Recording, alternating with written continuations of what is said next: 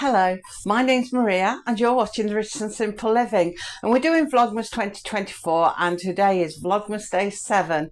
So what are we doing today? Well, I thought we would have a go at making mincemeat bread and butter pudding. So we'll do it in the air fryer and we'll see how it turns out. I have done a bread and butter pudding in the air fryer before, but not with mincemeat. This just did it the normal way. And that was okay, that was nice. So I thought, well, let's try it with a bit of mincemeat and see what that tastes like. So I'll bring you down. I've got a lot of things prepped ready because you don't really need too much. So I've already greased a 2-pound basin. Move my wire out of the way so you can see. And I've already buttered some bread and butter. So what I'm going to do, I'm going to just place some bread and butter at the bottom of here. Excuse the clanking of my bracelet. It's my Christmas bracelet. I only put it on from from the beginning of December to January. And that's got all different bits and pieces on. Nutcrackers, my favourite thing. And it's got stars, it's got a Christmas bell, parcels, houses, just sort of Christmassy things on it. Now sometimes when I'm making a bread and butter pudding I'll take the crust off, but today I thought I won't do. It might make it a bit more absorbent. So there we go. It's a bit awkward when you've got square bread and a round bowl, but you sort of rip it, squeeze it, you know.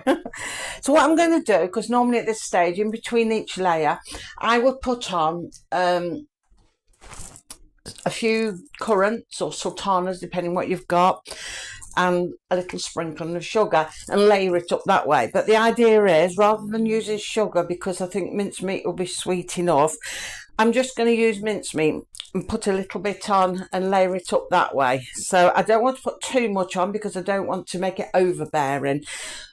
But we'll see how we go. I've never done it with mincemeat before, but you can make bread and butter pudding with all kinds of things. I've done it with the hot cross buns and that kind of thing. So you can make it with all flavoured breads and, you know, make some lovely puddings that way. So I'm going to try it with a bit of mincemeat anyway. So I'll bring you back down so you can see what I'm doing and whether it works or not. Actually, what I could do with is get my cloth from behind you, because my hands are a bit sticky and I've got a feeling they probably will start getting very sticky dealing with it. I know when I made my mince pies, washing my hands every 5 minutes. Right then, let's find a knife. What I want to do, because it sort of gets runnier at the bottom, but it's quite firm at the top. So if I can sort of mix it a bit, even if it's just a bit. I mean, I haven't got a lot of room. I suppose I could have put it into a bowl to mix it, but I don't know how much of it I'm going to use, whether I'll use the whole jar or just a bit of it. So I didn't really want to take it out of the jar. But that looks all right, it's softer. Right, so what I'm going to do, I don't know what to do with that now. We'll take a spoon and we'll just put a bit like I'm filling a mince pie, I suppose, maybe a bit less. Don't want too much because it is going to get overbearing if I put too much. And just sort of spread it a bit. Have any of you ever made a mincemeat bread and butter pudding at all? If so, let me know in the comments how it went. Right, we'll just lay more bread on that. It hasn't got to be perfect, evenly spread or nothing. You know what? I think I'm going to have to fill some of these corners in as well. Now, I buttered 4 rounds of bread. I don't know whether I'm going to need any more. We'll see as we go whether I do or not. Oh, got a bit of fluff there. Don't want that. Right, we'll just patch up bits. And we'll put a little bit more mincemeat on.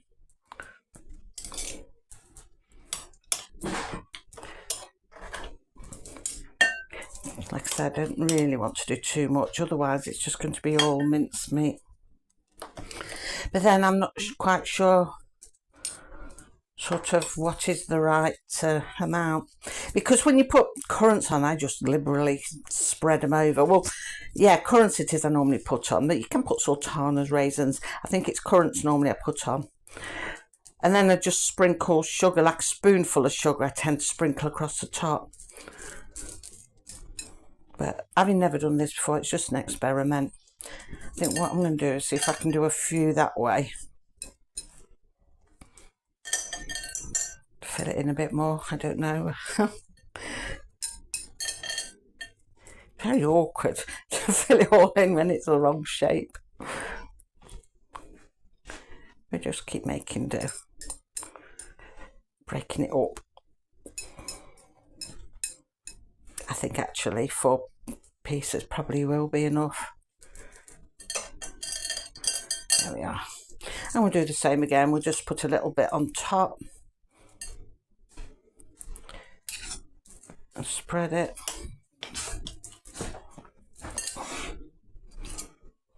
You had a Christmas card. Oh, okay. Mailman's been Dean has to show me we have a Christmas card.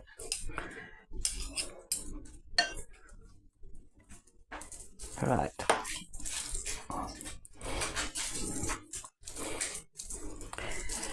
I know who it's from. Right. You want me to guess who it's from? Yeah. Vicky. Am I right? No. No. Well, it looks like Vicky's writing. Oh no, wrong. It's from my cousin. Oh, good job I didn't put money on that one. Just look like my friend's writing.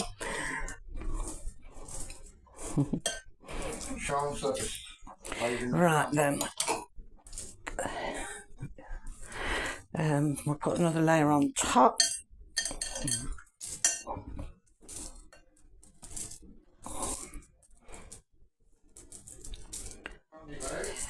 If I can get them in, I'm quite sure where to put it, but this should do it now. We should just squeeze bits in here, there and anywhere.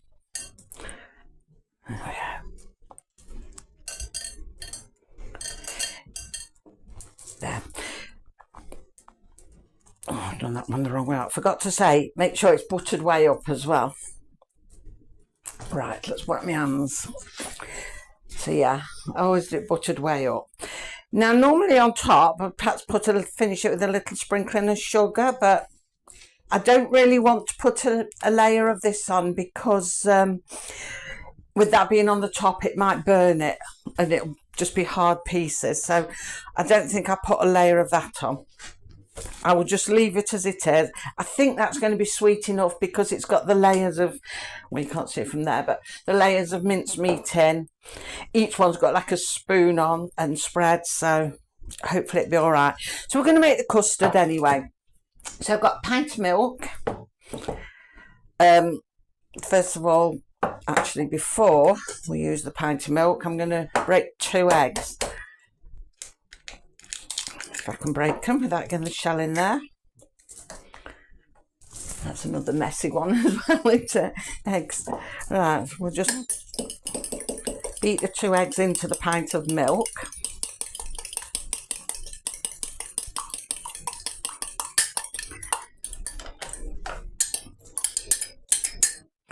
Right, we'll just beat that one in.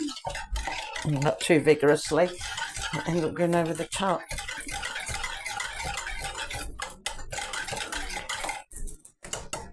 Leave that there a minute because we're going to put the other one in anyway. And put the other egg in. Again, wipe my hands. Right,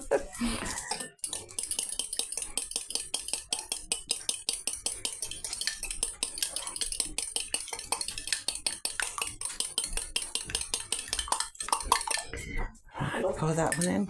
What are we making? Hello, Sean. We are making bread and butter pudding. Well, mincemeat bread and butter pudding. So I don't expect you'll like it, will you? Right, so we'll mix them in. Beat it in nicely. I'm going to add a drop of vanilla essence to it because this is like the custard mix. I'm going to just put a drop of vanilla essence. There we go. Mustn't get too carried away with that. Now, what I was going to do, I was going to put a sprinkling of mixed spice into it because it's Christmas, it's mincemeat. I thought I'll put a sprinkling of mixed spice in. I was either going to sprinkle a bit in the layers or put it into the milk mix and just pour it in, which probably would have been the option I'd have gone for. But took everything out of the baking cupboard, every kind of herb and spice except for mixed spice. And I thought I had some of that. So I've got to go and buy mixed spices because I do want to do one of my Vlogmas vlogs making scones, mincemeat and mixed spice scones. So I've got to get the mixed spice. So when I finish doing this, I'm going to get a piece of paper out and start writing things down I need from the shop so I don't forget it because I always forget it. Right, let's make a bit of space here so we can see what we're doing. Just like that. There. Right, let's bring you back down. So we've got the bread and butter and mincemeat, and what we're going to do is just pour this on over the top carefully. It should be just enough. I've used this plate before and it was okay, this dish, so hopefully be all right.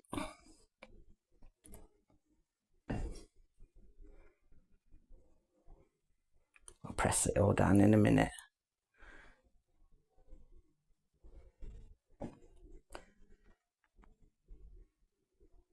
Oh, it's getting a bit close to the top. I mean, I suppose I don't have to put all of it in if it's getting a bit too close to the top.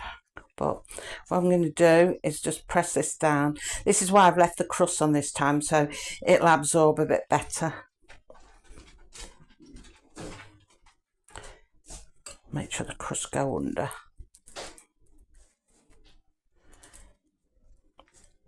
Because it seems quite a bit of runny mix, but I remember saying this before and it came out fine. And it is a soft, fluffy dessert anyway. Right, so I'm going to leave it like that, not get too carried away mixing it and whatnot. I'm going to leave it like that. Now you're going to leave it stand for half an hour for it to absorb in a bit. So I'm just going to put it to one side and get cleaned up and do what I need to do for half an hour. Then we'll come back to it and we'll pop it into the air fryer. So to you it'll be instantaneous, but to me I'll see you in half an hour.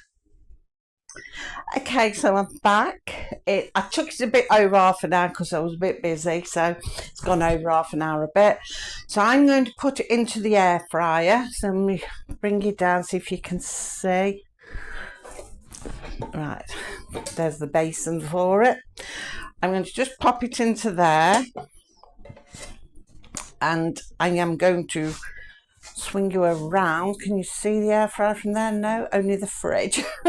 Let me just pop it over here. There's just no room anywhere. Right, I think you can see if I move you around a bit. I normally put the air fryer at the top, but because I've now got a tray of cups there and I haven't got no room. Just got no room. And this is plugged in down here, so it's not too bad. So let's switch it on. We're going to take it to air fry. Now I'm going to go to 160. And I'm going to go for 45 minutes because it is quite a long one. And if it starts burning, I'll smell it anyway. So I put it on air fry, put it at 160, and I'm doing it for 45 minutes. And away we go. So, yeah. Hopefully that will work out okay. I think the last time I've done a bread and butter pudding in there, I put it lower at 150. And although it come out nice, I thought, oh, it could have perhaps gone up a bit higher. And you find this when you're new with things and you start to get a little bit more confident and you experiment, you know, you alter timings and things. Like I say, if I can smell it burning or anything like that, I can soon whip it out, no problem, and alter it. So yeah, we'll leave that now for 45 minutes and we'll come back to it then and we'll see what it's looking like. So see you in a moment. So we're back, it's done, it's cooked lovely. It raised a little bit, so I had to leave it ajar for the air to go in and cool down a bit. So I've never had that before, but normally I do it in the oven. But I'll bring it down and you can see, there you go, it's nice golden colour. If I come a bit closer,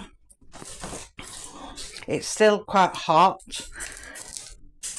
Take the top off, we'll move a little bit to the top. You can see there, let's see if we can bring a bit closer, I'm not sure, that it's cooked, it's nice in there.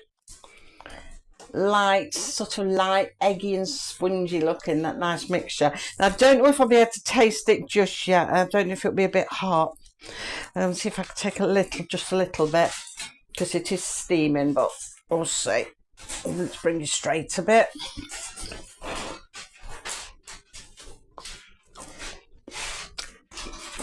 Oh, that's nice.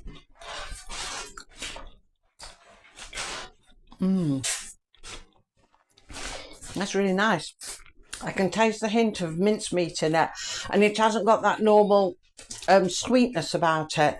I mean, it's not bitter or anything like that, but when you put sugar in, sometimes it's quite sweet, even though I don't put a lot in, but it hasn't got all of that. It's just right, just nice, with a nice hint of mincemeat. That'd have been nice with a bit of mixed spice in as well. I can imagine it tasting lovely with a bit of mixed spice. Or you could put a bit of nutmeg in. I could have put some nutmeg in actually. But yeah, I did want to put mixed spice in, but I hadn't got none on my shopping list now. So that, it tastes lovely. I love the middle bits of it, and I love it with custard. Be beautiful with cream as well. So I'm going to leave that cool down now anyway, because it is really hot. That's good success. So yeah, mincemeat is something else you can put in there. I mean, I didn't add sugar, but if you wanted to add sugar, I suppose you could, but I would be careful because there's enough sweetness in the mincemeat anyway. So I'm going to leave that go cool. I'll make some custard and that's what we'll be having later. So thank you for watching today's vlog. I'll be back with you again tomorrow, day 8 tomorrow. Now tomorrow I thought we'd do a question and answer. I've got quite a few questions. I think I'm going to have to do 2 Q&A sessions. So we'll halve it and we'll do half tomorrow. And then we'll perhaps do the other half in a week's time from tomorrow, something like that, depending on what I'm doing. So yeah, tomorrow's is going to be a Q&A session. So thank you for watching, and until tomorrow, take care. Bye.